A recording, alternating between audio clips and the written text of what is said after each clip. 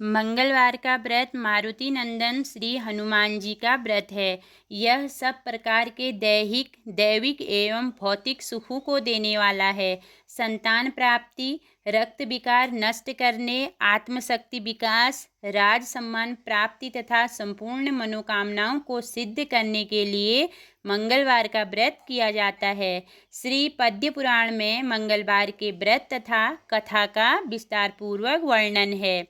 इस व्रत को प्रत्येक स्त्री पुरुष कर सकता है। मंगलवार के दिन प्रातःकाल उठकर अपामार्ग औंगा की दातुन करके तिल और आंवले का चूर्ण लगाकर नदी, तालाब अथवा घर में स्नान करें। स्वच्छ रक्तवर्ण वस्त्र पहने, सुंदर और पवित्र स्थान में गौ के गोबर से लीपकर पत्नी सहित मंगल देव का पूजन करें।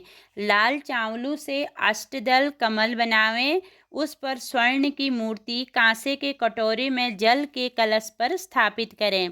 लाल चावल, लाल पुष्प, लाल चंदन तथा गेहूं, गुड़ व मेवा के बने हुए 21 लड्डू व पकवानों से युक्त 4 बत्तियों वाला आटे का दीपक घी से भरा प्रज्वलित करके श्रद्धापूर्वक मंगल देवता का ध्यान व पूजन करें।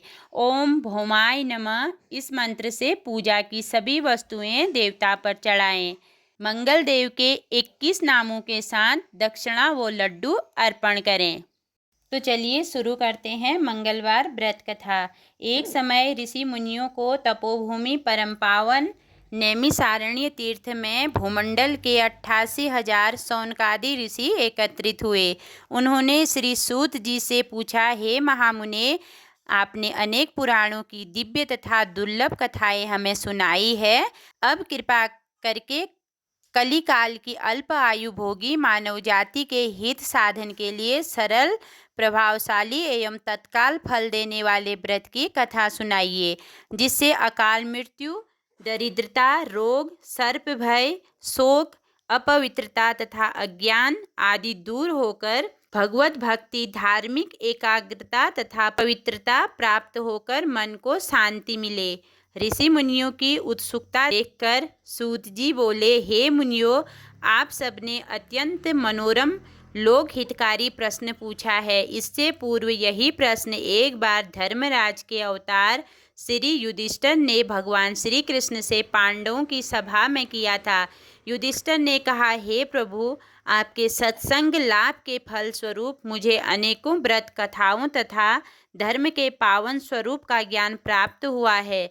अब कृपा करके मनुष्यों को पुत्र प्राप्ति सहित संपूर्ण मनोकामनाओं को सिद्ध करने वाली कोई ऐसी कथा सुनाएं जो कलिकाल में मानव जाति के लिए सरल तथा अल्प श्रम वाली हो।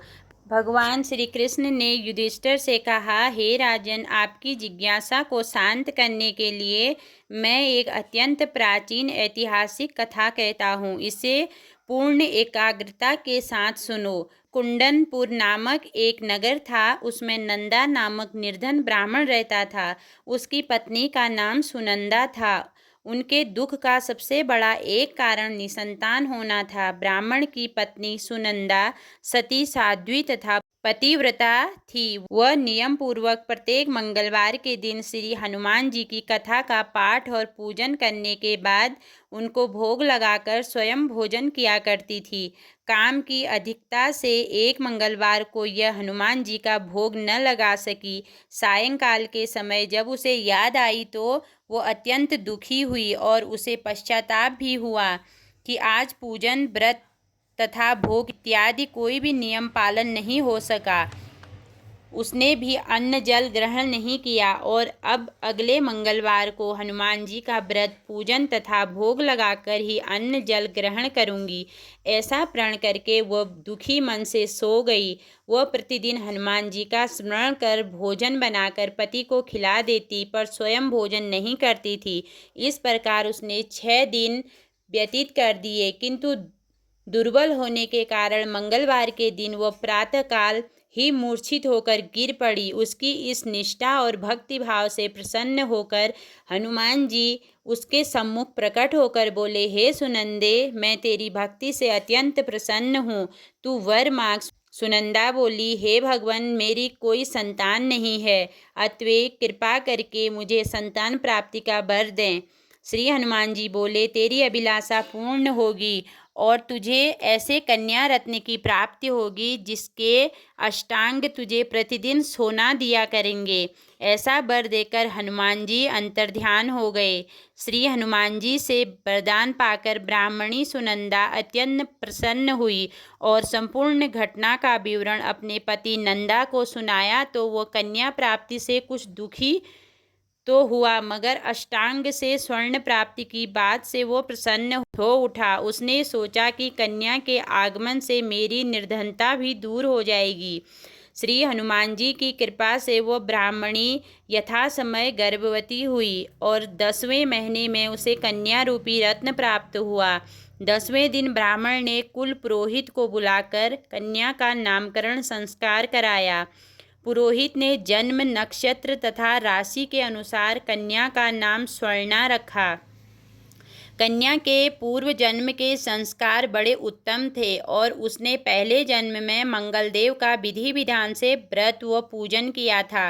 कन्या के अष्टांगों से प्रतिदिन काफ़ी सोना मिलने के कारण वह ब्राह्मण अत्यंत धनवान होने के साथ साथ अभिमानी भी हो गया।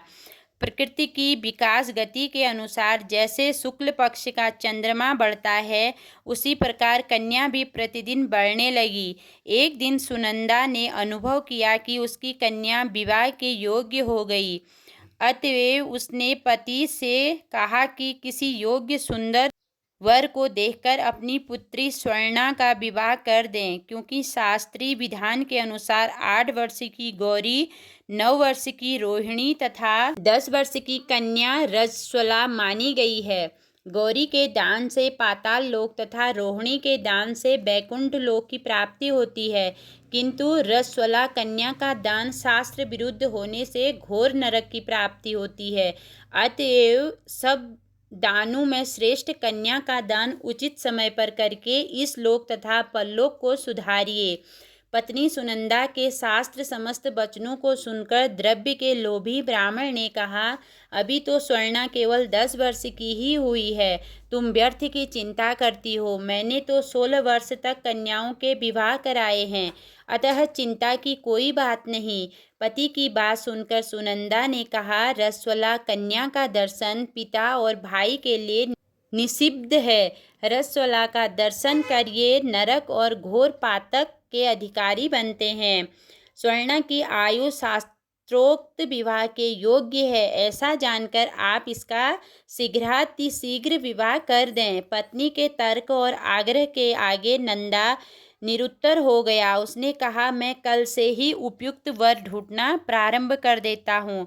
मैं स्वयं भी वर ढूंढने के लिए निकलूंगा तथा दूत को भी इस कार्य में लगाऊंगा। दूसरे दिन ही ब्राह्मण ने अपने दूत को बुलाकर आज्ञा दी, मेरी कन्या के अनुरूप ही सुंदर वर ढूंढो। अपने स्वामी की आज्ञा प्राप्त कर दूत ने वर ढूंढना प्रारंभ कर दिया। शीघ्र ही उसे एक ब्राह्मण कुमार दक्षिणावर्त में मिल गया।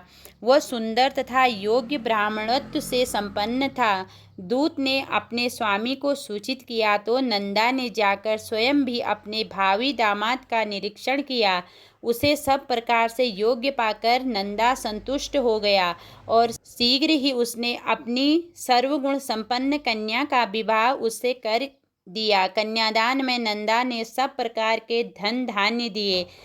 कन्या का विवाह कर पति पत्नी ने अपने को बड़ा सुखी और भाग्यशाली अनुभव किया, किंतु शीघ्र ही नंदा की मनस्थिति बदल गई। सोने के लोभ के वशीभूत होकर वह विचलित हो गया।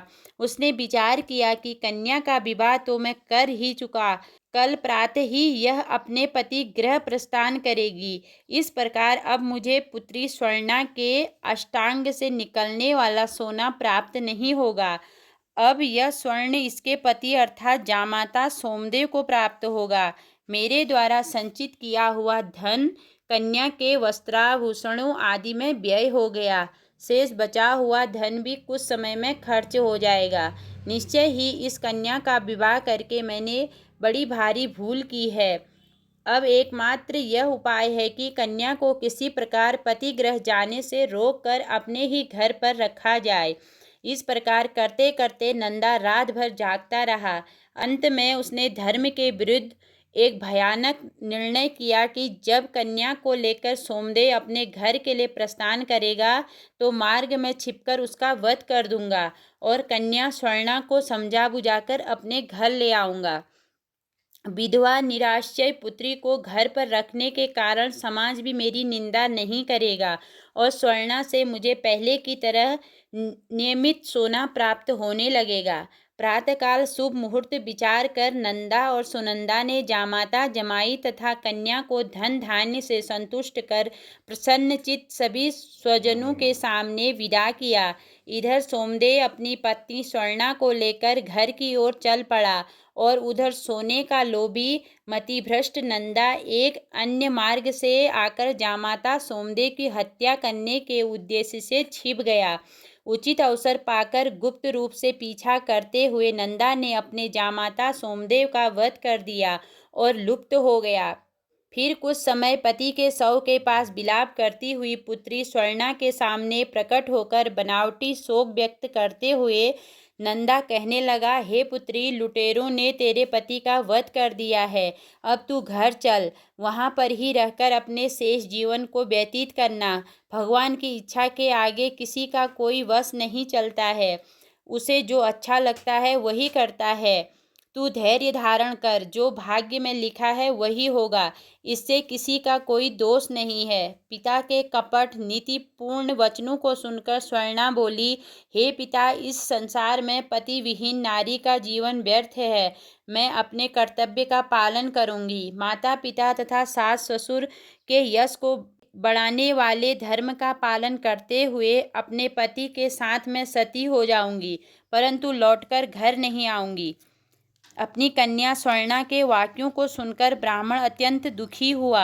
वह विचारने लगा कि मैंने व्यर्थ ही इसके पति का वध कर दिया। मेरा धन प्राप्ति का अभिष्ट तो सिद्ध होता दिखाई नहीं देता। इसके विपरीत ब्रह्म हत्या के साथ साथ पुत्री के शरीर त्याग का पाप भी मेरे सिर पड़ने वाला है।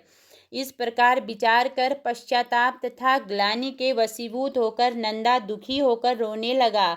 विवश होकर सोमेश्वर की चिता बनाई गई। फिर स्वर्णा 16 श्रृंगार कर पति का सिर गोद में रखकर चिता पर बैठ गई। जैसे ही सोमदेव के शव को मुखाग्नि दी गई, वैसे ही प्रसन्न होकर मंगलदेव प्रकट हो गए और बोले, हे स्वर्णा, तेरी पति भक्ति से अत्यंत प्रसन्न हूँ। तू मनवांछित वर मांग। मंगलदेव को प्रकट देखकर सुवर्णा ने भक्ति भाव से उन्हें प्रणाम किया। फिर विनम्र होकर बोली, हे मंगलदेव, यदि आप मुझ पर प्रसन्न हैं तो मेरे पति को पुनर्जीवन दान देकर मेरा यह लोक तथा परलोक सार्थक करें। श्री मंगलदेव ने एवमस्तु कहा और बोले, स्वर्णा, तेरा पति पुनः जीवित होकर अजर अमर तथा महाविद्वान हो जाएगा। इसके अतिरिक्त तू और भी कुछ मांगना चाहे तो मांग ले। स्वर्णा बोली, हे अमंगल हरने वाले मंगलकारी ग्रहों के स्वामी मंगलदेव, यदि आप मुझ पर प्रसन्न हैं तो यह वरदान भी देने की कृपा करें कि जो प्राणी मंगलवार के दिन विधि विधान से भक्तिपूर्वक आपका पूजन करें और धूप दीप नैवेद्य लाल पुष्प तथा लाल चंदन समर्पित करें, वह सभी प्रकार के सांसारिक दुखों से मुक्त होकर सुखी जीवन व्यतीत करें। रोग शोक ताप स्वजनों का वियोग अग्नि तथा सर्प आदि भय से कदापि न सतावे। मंगलवार का व्रत करने वाली स्त्री कभी विधवा न होकर अटल सौभाग्यवती रहे तथा पुत्र पौत्रों से युक्त सुखी जीवन व्यतीत करे। मंगलदेव तथास्तु कहकर अंतर्ध्यान हो गए। मंगलदेव की कृपा से सोमदेव जीवित हो गया। स्वर्णा अपने पति को पुनः प्राप्त कर अत्यंत प्रसन्न हुई। तत्पश्चात सभी अमंगलों का नाश करने वाले मंगलदेव का विधि विधान से पूजन व व्रत का पालन करते हुए पति पत्नी सुखी जीवन व्यतीत करने लगे। अगर कथा को पढ़ते समय मेरे से कोई भी त्रुटि हुई हो तो मैं क्षमा चाहती हूँ। जय श्री राम, जय श्री हनुमान।